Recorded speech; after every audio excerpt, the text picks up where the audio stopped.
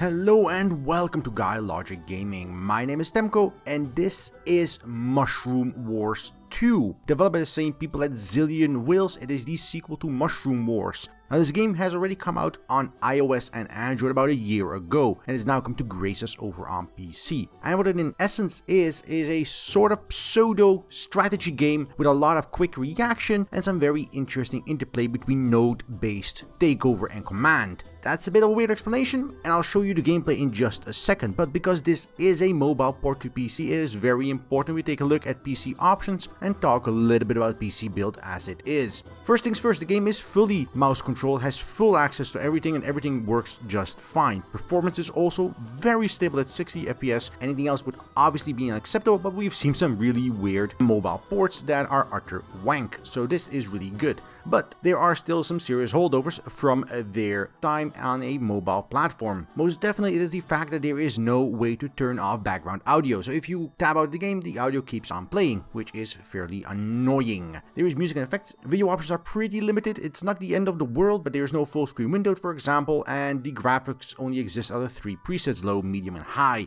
which is also not the greatest. There's no way to change AA or shadows or anything like that, which is always a little bit annoying on a PC platform. It is not the end of the world, especially with the way the game's art style and map design works, but it's neither good nor is it very amazing, just adequate. Then you have some gameplay options with territories for borders and an initial percentage of army being displayed, so fairly straightforward, nothing special or unique. And then you have the interface size as well as language. I guess interface size matters for some resolutions, but it looks fine because the interface really is already pretty big. So maybe if you're playing on 4K this might matter, but on 1080p it has not made a slight difference at all. Which is the end of the options menu. There is no rebindable keys, but again the game is fully controlled by the mouse. There are some keyboard shortcuts you can do to multi-select buildings and the like, and I would have liked some hotkeys for various things that are editable, such as your abilities that you fire off with your hero, but that is not available, which is always a little bit of a shame. Other than that, the game has 3 gameplay modes. A campaign mode with about 400 levels, I'll get into that in a second, and you level up through these levels as you go. The first area has a bunch of tutorials as well, as you can see here. They'll explain how various different things work and you'll slowly unlock these areas' different mechanics. The problem is that at 200 levels long, the first zone drags on immensely. And the same applies for the second zone, which you need to finish the first episode to complete at all. And I'll be fair, I'm 30 levels into the first episode and I got bored of playing the AI, so I switched to playing online. And online is really solid. You have obviously 1v1 ranked games and you have 2, 3 and 4 player games including 2v2. Pretty cool. The game has a ranked mode and everything you might want is here. There is a bunch of champions you can select from and these all provide you unique abilities during gameplay, sort of augmenting the base RTS style of the game. So for example, this first hero has the ability to say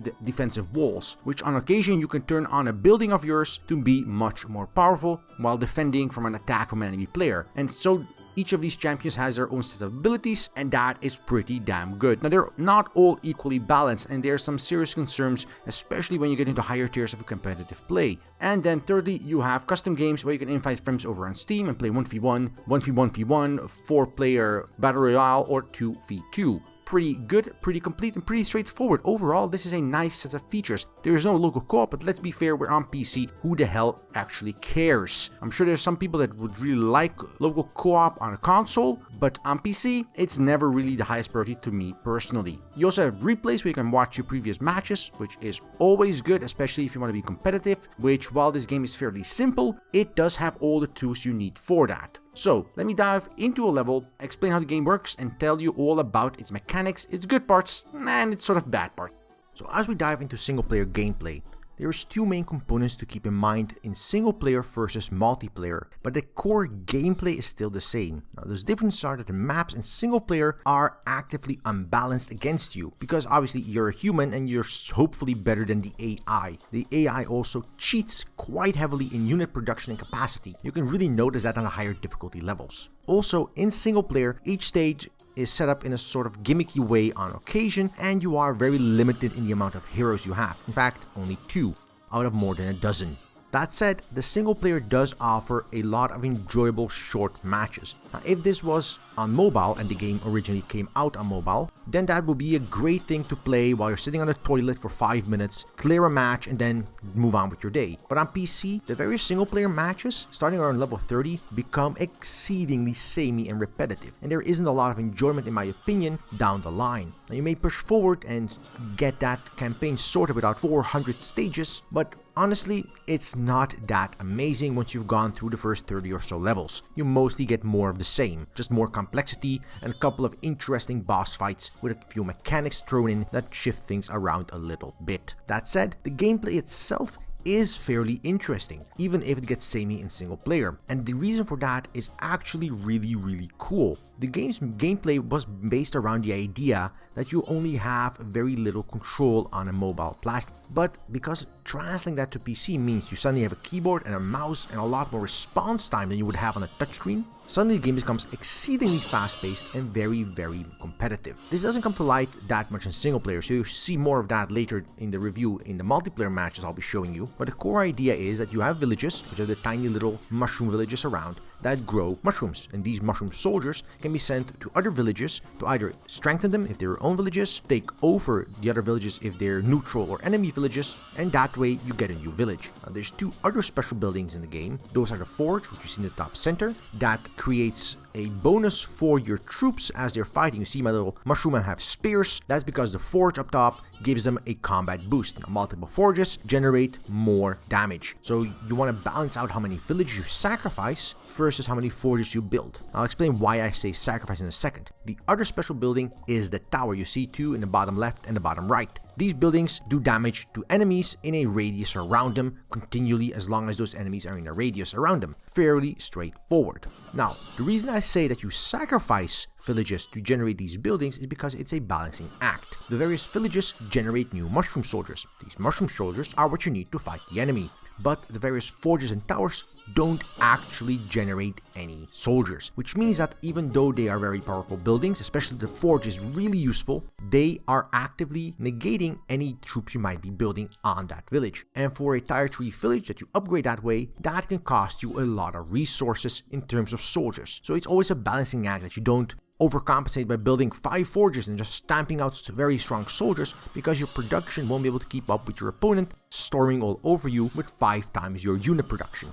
This balancing act is the core idea of the RTS. Most of the gameplay just surrounds around sending a different percentage of units from one node to the next. You can see in the left screen 175, 50 and 25% icons, and when you select that, that decides how many soldiers you send from one village to the next. Not the end of the world, that isn't fine-tuned, but some hotkeys for this would have been great. Just having the ability to switch between that, like you have with the icons for Q, W, E, and R in the bottom, which are abilities, which I'll get into in a second, having the same option for the percentage amounts on the left would have been fantastic. Because on PC, this is a fantastically fast-paced experience. Each match only lasts between 2 to 5 minutes, depending on how evenly matched you and your opponent are. So they are very fast-paced, very high-octane, and very bite-sized. Unlike many RTS games, or very serious RTS games where a match can last hours on end, and even a very fast-paced game like StarCraft on occasion still has matches lasting upwards of 40 minutes. Now, while that theoretically might be possible here, it is exceedingly unlikely that a match will last more than a couple of minutes.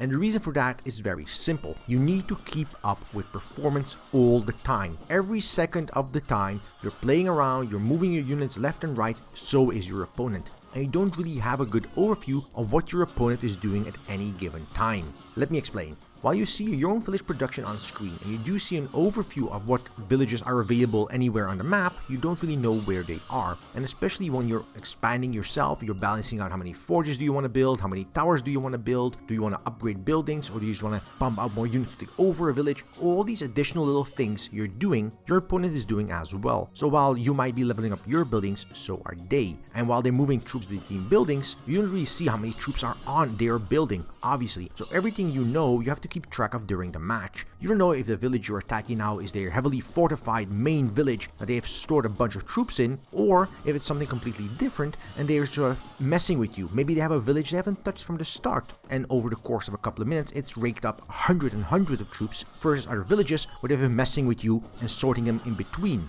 This level of strategy is fairly impressive. Now, if this was a slow-paced game, that wouldn't be that cool because you could just slowly keep track of things and everything. But because of the very fast-paced nature, it gets really hectic really fast, especially later down the line when you could have 1,000, 2,000, 3,000 troops on a map at any given point, just moving around left and right, taking, retaking, and losing villages, towers, and forges. Now that's also where the main strength of the game goes into when you take things like forges and towers in action. As I said, the ability of forges to upgrade your units with more damage, and you have to balance around which ones you're using, does go into this as well. But more importantly, if you upgrade a forge and you don't have enough troops defending it and your opponent takes over that forge, you're not only screwed out of extra production in terms of army, suddenly you've given your opponent a forge that they can use against you. And there's no reason for them not to. If your forge is lightly defended, they can just send a massive hammer of an army right in the middle of your villages. You don't have anything like walls defending your backline or anything like that a traditional RTS game might have. You just have to make sure that you know where your opponent is going to attack and you can defend that properly. This though does highlight a major issue with the title I have personally, and that is the snowball effect, or the comeback potential. This game is exceedingly heavy on the snowball. Even a slight difference in the amount of villages, even a small difference in the amount of units available, even a small change in production capacity is already enough to result in you losing the match. And that is a damn shame because the comeback potential is nearly non-existent in the title, meaning that if you get an upper hand on your opponent, this can be as simple as having a tower when he has none, or having one village extra production when he doesn't have that village, or just taking over one village more than your opponent has in the early stage of the game, basically is the end of the game. Now, and that is a bit of a shame. I would have liked to see more comeback potential, more abilities, maybe higher unit production if you have fewer villages, maybe some speed boosts or something like that to help you generate a chance to come back to the match. That said, you do have special abilities in the bottom. Now these abilities are generated over time as well as during conflict moments between you and your opponent. The bottom result there is fairly interesting in that regard. Because you have these abilities that each have a cooldown based on your hero. My hero ability is that I can set a building to generate a 35% bonus in defense power, which is my Q. My W is a radius speed boost that speeds up my troops while they're traveling between locations. The E increases my defense star rating, and the R is a global attack on all villages of my opponent, killing a couple of his mushroommen. Other champions have things like extra defense capabilities on buildings because you suddenly have undead working for you. Others have the ability to take over units of the opponent if you have them in a tower, and so on and so forth. The wide range of diverse abilities is very, very cool, and it's definitely to the game's credit that it creates diversity and variety in the overall gameplay moments. But that doesn't change the fact that it is still exceedingly snowball heavy, meaning that, as you can see in this match, once I start to get ahead in terms of unit production, I will never fall back. I will always just keep pushing forward. From the moment you have a slight advantage, unless you really make crucial mistakes like sending out small forces on his villages for no particular reason, then you will win. And I hope the developers change that because it does stifle a little bit of the creative potential in a multiplayer match. That said, the multiplayer matches are intensely satisfying. Each step of the way during multiplayer matches, you will know and notice how buildings are upgraded. You suddenly see your opponent moving forward, rushing for an objective. You will and you should be very active on what you're doing. Every decision you make has to be lightning fast, and this results in very engaging and very interesting combat encounters. There really isn't a moment anywhere during the match where I felt the need or felt the capacity. Let's go ahead and do this. It's simple, it's an easy match. Never. Every match was intense, even going in, having a strategy. About 40 maps are available in the multiplayer mode, and knowing those 40 maps also helps you out a ton. So while this on the surface is a very simple RTS, and it doesn't have a very extremely high skill ceiling, if you enjoy smooth, polished experiences, this game offers that to a T. What it offers is fairly limited. A couple dozen champions, a ranked mode 1v1 or 2v2, and some Battle Royale style multiplayer matches, and then it offers a pretty monotonous and grindy single player campaign. I wouldn't buy this game for the single player campaign, to be very honest. Maybe I'm mobile, if I'm sitting on the toilet for 5 minutes just playing a single map, that would be a reason to buy the game. There's a lot of levels. But on a PC, 400 semi-repetitive levels are fairly annoying. But the multiplayer mode here, fast paced, just power up the game if you're just having a quick break from whatever you're doing. You can pop off a match, fairly fast, the player community is fairly active even if not large, and never had I to wait more than a couple of seconds for a 1v1 match to pop up. It is fairly enjoyable and really good. But what the game is also fairly contained, so if this isn't exactly what you're looking for, the game doesn't really offer any additional possibilities for you, which is also the biggest flaw it has. But at $15, you do get what the game says it is. It's Mushroom Wars. So go ahead and kill some mushrooms with your mushrooms. That's basically the essence of the title. Now, speaking about multiplayer, a major thing with multiplayer games is latency and how well the competitive scene goes into it. And I have to say that I really like the ELO system they're using. It's a simple point system that you've seen in many other mobile titles that sort of do the same thing. And this game does it no different. You level up, you score points, etc. Now, unlike mobile games, often, this game doesn't have any bullshit microtransaction or bullshit grindy collector-gatherer stuff in the game. The game is as complete as it gets. You get all heroes, you get access to the multiplayer, you get access to all the single-player content, you're not locked out of anything, and you don't have to grind up and level up or other bullshit mechanics that are there to force you into playing more. The game is exactly what it says it is, on the tin, and that is very enjoyable. One of the major annoyances I've had with games in the past that transfer from mobile over to PC, or even just on mobile in general, is the fact that they often are fundamentally designed around harassing the player into playing more or spending more money from a free-to-play perspective. And while I'm sure Mushroom Wars on mobile has those same ideas and notions, on PC it is a complete and full experience, and that is very good. Mushroom Wars is available on Steam for the price of $15 or your regional equivalent, and if you enjoy a quick RTS, this is a very fun game to play for a bunch of hours. It's not gonna fill hundreds of hours unless you really like the multiplayer competitive scene, but it will fill a void you never knew you had in terms of enjoyable 1v1 quick-paced action. I really dig it, and I'm pretty sure most of you will enjoy at least a couple of hours of this game. If you're interested in Mushroom Wars 2, it is available over on Steam, and there's a link in the description pointing you to that direction. So thank you for watching, and if you liked this video, press that like button down below. If you didn't like this video, well, there's a dislike button for exactly that purpose. And if you want to see more content like this in the future, just press that subscribe button down below and we will deliver. And if you want to support us as we continue to deliver content, there's a link to our Patreon page down below where you can get some really cool nifty goodies